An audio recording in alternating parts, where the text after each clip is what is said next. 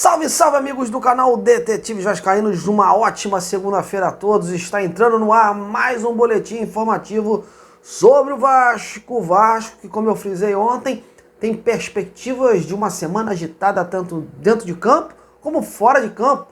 Quarta já tem um duelo importante pela frente. Pega o Fortaleza, que está aí numa sequência de 4 jogos sem derrota na competição e não pode pensar em perder pontos em São Januário.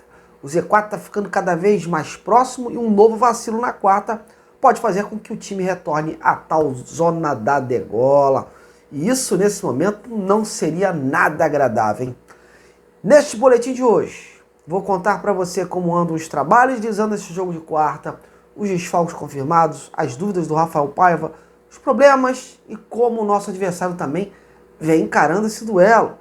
E tem notícias importantes a caminho, como por exemplo a chegada do Felipe Coutinho, que está mais próxima do que nunca aí de acontecer a assinatura com o seu clube do coração. Só que mudaram os termos do negócio. A gente vai explicar tudinho para você. Antes de mais nada, larga o dedo nesse like, mostra a sua força, que você gosta do nosso trabalho e se puder compartilhe o vídeo. Isso ajuda a outras pessoas conhecerem melhor esse projeto. Bom, vamos então ao que interessa. O dia de hoje já começou com as tais boas novas que eu já havia falado ontem no vídeo, que postei à noite. A iminente chegada do Coutinho. Uma situação que já estava desenhada, mas por estar preso a um clube, muitos detalhes minuciosos retardaram e ainda retardam esse anúncio. Coutinho já tinha recebido o aval do Aston Villa para o acerto com o Vasco. Mas ao contrário do que se divulgava e o que se pensava inicialmente, a rescisão contratual não foi o caminho adotado pelo clube inglês para concordar com a transferência para o Vasco. Também puderam, o clube inglês investiu alto no jogador, com quem tem vínculo até julho de 2026. E não ia abrir mão assim tão fácil, né? De um atleta que, dependendo da sua temporada por aqui, poderia render algum dinheiro a eles, né? Uma rescisão seria um atestado de jogar fora um alto investimento feito. Então as partes mudaram os rumos do negócio, sinalizaram aí com um empréstimo de 1 ano. Isso não quer dizer que o Vasco não possa seguir com o Coutinho após esse tempo. Alguns gatilhos no contrato, prioridades que o Vasco teria direito e outras situações que estão sendo colocadas. Essa burocracia toda atrasou a assinatura contratual e, consequentemente, o anúncio. O Vasco, por sua vez, já tinha cumprido todas as exigências do Coutinho, tais como o acerto com os jogadores indicados, caso do Souza e do Alex Teixeira, garantias de pagamento, entre outras situações relativas à imagem do atleta. De qualquer forma, o Coutinho será jogador do Vasco, com possibilidade de um anúncio até o final desta semana, e com ele se junta o volante Souza e o meia Alex Teixeira. Ainda não se tem uma posição concreta quanto ao tempo de contrato desses dois últimos jogadores, mas se cogita que seja até o final desta temporada e com a possibilidade de prorrogação. O trio segue se reunindo, né, com treinos diários, para que não cheguem aí tão defasados em relação ao grupo de jogadores atual. Mas eu acredito que ainda haja uma certa demora na estreia, porque a gente está no meio de uma temporada. Os jogadores acabaram parando também de atuar.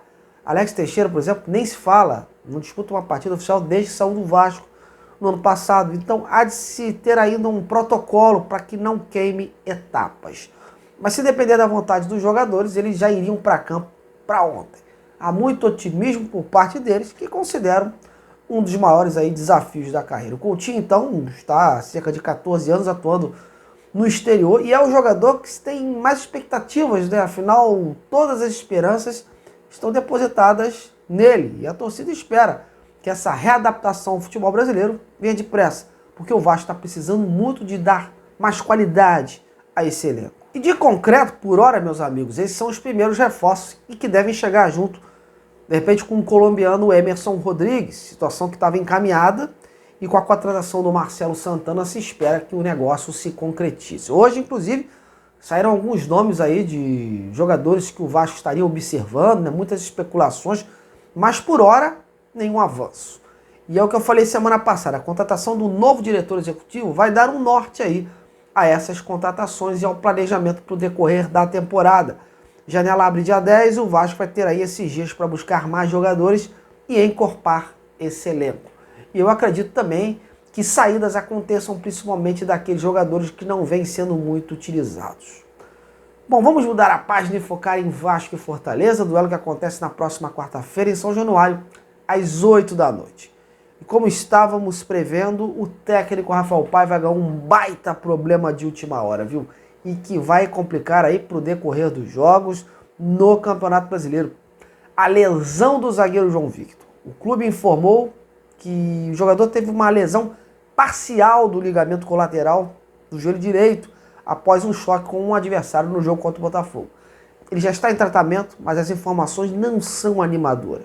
Cogita-se que o tempo de recuperação para esse tipo de lesão leva em torno de 6 semanas mais ou menos. E logo agora, quando o João Victor havia recuperado a titularidade e contestado o Léo Pelé no banco. A ver como o Rafael Paiva vai definir aí o substituto do jogador. Será que ele vai bancar a volta do Léo Pelé ou vai testar o Rojas na posição? Ou até mesmo utilizar um garoto da base? Certo é que o técnico será obrigado a repensar o seu miolo defensivo. E a notícia boa é que o garoto Estrela, que havia sentido o menisco, fez exames e não se constatou nenhuma alteração significativa. Tanto que ele hoje já foi para o treino no CT Moacir Barbosa, iniciou as atividades com seus companheiros, tudo ok, né?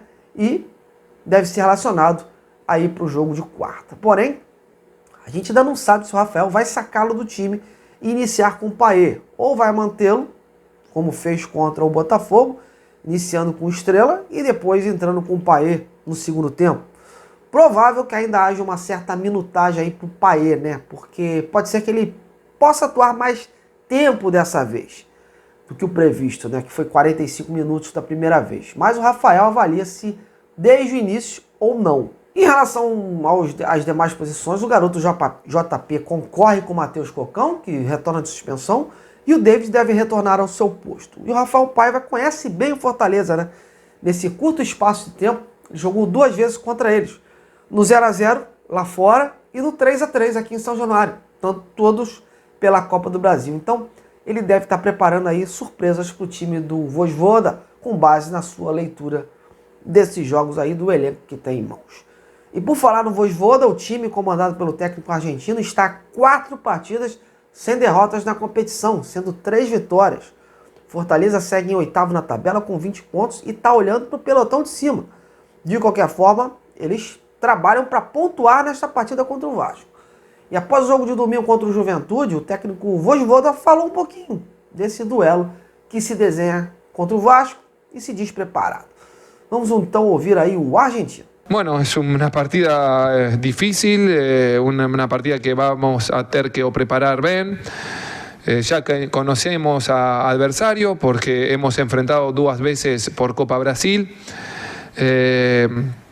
Entonces, ese conocimiento de este año, bueno, tanto para ellos como para la gente. Vamos a tener que planear, principalmente vamos a tener que